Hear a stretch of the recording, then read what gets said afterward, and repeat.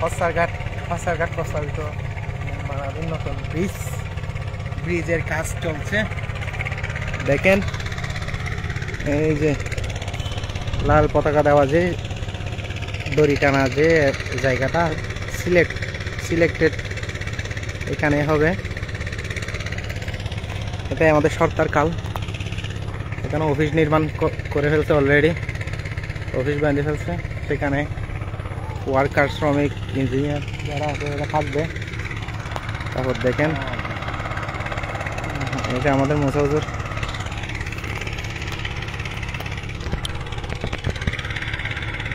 ফসারঘাট নতুন ব্রিজে মুসা হুজুর কোথায় আসছি আমরা? আমরা কোথায় আসছি? এটা আমাদের মুসা হুজুর ফসারঘাটে আসছি না, পুরো কানেকশন বলতেছে এখানে। তো যাই হোক, দেখেন আমাদের ফসারঘাট এখান থেকে দেখতে খুব ভয়ঙ্কর লাগতো না।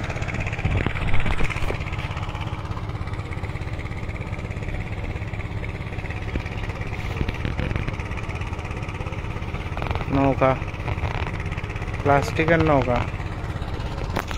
ব্রিজটা হয়ে গেলে ফটিকছড়ির সাথে রাউজানের যে সংযোগ হবে,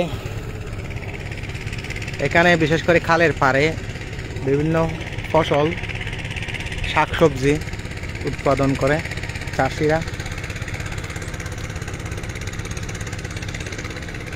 দেখেন লাল শাক, তারপর বেগুন। এই যে অনেক শ্রমিকরা কাজ করতেছে এখানে, দেখেন। তো এই আর কি। ঠিক আছে, সবাই ভালো থাকবেন।